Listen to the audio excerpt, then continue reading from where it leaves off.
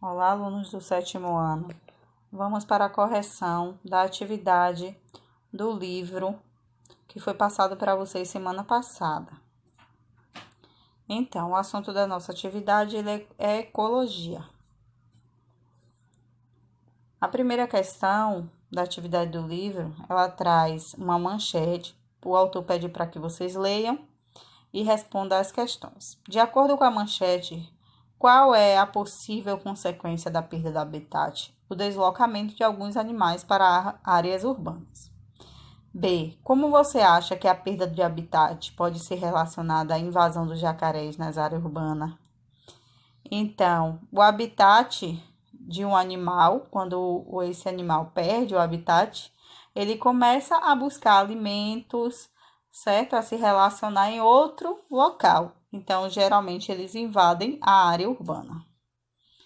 Segunda questão pede para vocês lerem o trecho também e responder o que se quer nessa linha. E ela diz, e aí é o nicho ecológico. Então, o IEE, ele ocupa o mesmo nicho ecológico do pica-pau, porque ele tem o mesmo modo de vida, ele se alimenta da mesma coisa, ele tem o mesmo comportamento nas árvores. Então, ele ocupa o mesmo nicho ecológico. Letra A. O trecho do texto acima se refere ao habitat ou ao nicho ecológico, então é o nicho ecológico. Agora justifique sua resposta, eu acabei de falar. Ele ocupa o mesmo nicho ecológico porque eles competem pelo mesmo alimento, eles se comportam da mesma forma. Agora leia a charge abaixo. Detesto servos. Então, nisso aqui, essa charge, ele quer dizer que na natureza há uma competição. Para ele se servir, para ele se alimentar, a onça se alimentar, ele tem que buscar, ele tem que competir com o alimento, certo? Porque ele é um consumidor, então ele vai à busca do seu alimento.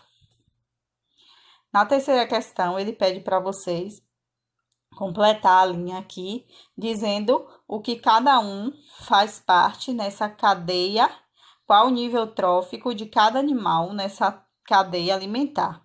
Então, os zooplânctons, eles são produtores, eles são consumidores primários, pois eles consomem os organismos produtores. Os lambaris são consumidores secundários, pois alimentam-se dos consumidores primários.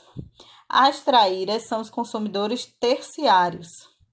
As algas, microalgas e fitoplânctons são produtores, pois eles produzem os seus próprios alimentos. E os fungos e protozoários e bactérias são decompositores. Você acha que um ser vivo pode fazer parte de mais de uma cadeia alimentar? Claro, né? Se tiver um ser vivo fazendo parte apenas servindo de alimento apenas para outro ser vivo, nós teremos uma cadeia alimentar. Mas se nós temos um ser vivo servindo para vários, nós temos uma teia alimentar. Quando essas cadeias se cruzam, elas tornam-se teias alimentares. Nessa questão aqui, ele pede para você ler o trecho da reportagem e responder as questões. Com base no texto acima, o que contribuiu para o aumento da proliferação de jacarés de papo amarelo por falta de um predador natural? E respondendo já as duas perguntas, ele pergunta também por que o sagui causou um desequilíbrio ambiental. Causou um desequilíbrio ambiental porque ele começou a se alimentar, ele foi introduzido lá nesse local, começou a se alimentar dos ovos das aves. Essas aves que se alimentavam dos ovos de jacaré já não tinha mais para alimentar, então a população de jacaré aumentou. Então, ocasionou um desequilíbrio ambiental por causa da introdução de uma espécie nova e por falta de predador, porque aquele predador, que era predador dos ovos do jacaré, ele foi predado pelos sagui.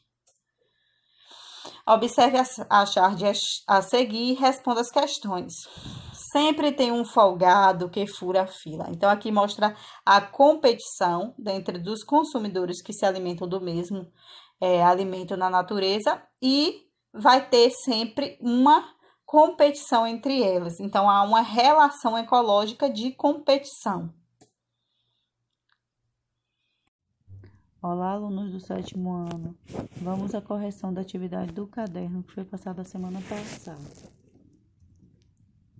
Primeira questão: o que significa o termo ecologia? O termo ecologia a ecologia é a parte da ciência que estuda a relação que se estabelece entre os seres vivos e entre os seres e o meio ambiente. Segunda questão: defina e organize os níveis tróficos. Então, os níveis tróficos ficam organizados da seguinte forma: átomo, moléculas, organélulas, células, tecido, órgão, sistema, organismo, população, comunidade, ecossistema e biosfera, sendo o átomo a menor partícula, é uma partícula indivisível, e biosfera o conjunto de tudo isso. Diferencie fatores bióticos e fatores abióticos. Como eu já falei em sala, bióticos é aquele que tem vida, abióticos é o que não possui vida. Então, os abióticos é a água, o ar, temperatura, luz, nutrientes, energia solar. Então, é tudo que contribui para a vida, que permite a vida, mas não tem vida. Já os fatores bióticos são plantas, animais, micro-organismos, etc. Quarta, cite, defina e demonstre os níveis tróficos. Então, os níveis tróficos são: produtor, ele está no primeiro nível trófico, aquele que produz seu alimento. Consumidor primário é o segundo nível trófico. Consumidor secundário é o terceiro nível trófico, e assim vai. E também temos os decompositores, que são aqueles que decompõem toda a matéria orgânica. Quinta questão: diferencie cadeia alimentar de teia alimentar. Então, teia é quando você tem um alimento que ele vai servir de um organismo que ele vai servir de alimento para outro organismo. É unidirecional. Tem apenas um consumidor, um produtor. Já a cadeia é o conjunto de várias teias, como vocês podem ver na imagem. Diferencia habitat de nicho ecológico. Habitat é o local onde uma espécie vive. Nicho ecológico representa a interação de determinadas espécies com a condição e os recursos necessários para cumprir seu modo de vida. Então, o nicho ecológico é o modo de vida, o comportamento, o tipo de alimentação, que papel aquele indivíduo tem na natureza. Isso é o nicho ecológico. Defina cada ser citado a seguir. Então, nós temos o nível trófico aqui. O capim, ele está no nível trófico. Ele é um produtor. O gafanhoto, ele é um consumidor primário. Já o sapo é um consumidor secundário, porque ele consome o consumidor primário. A cobra é um consumidor terciário, porque ela vai consumir o consumidor secundário. Diferencia ecossistema aquático de ecossistema terrestre. O ecossistema aquático é bem diferente do ecossistema terrestre, por causa dos fatores abióticos. Os fatores abióticos que influenciam no ecossistema aquático e no ecossistema terrestre são diferentes. Por isso, diferencia todo esse ambiente. Então, a luminosidade vai ser diferente, a umidade é diferente, a disponibilidade de alimento é diferente.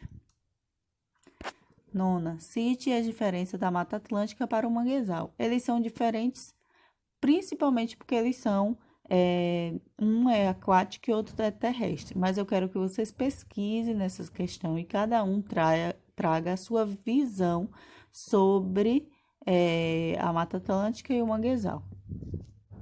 Bons estudos.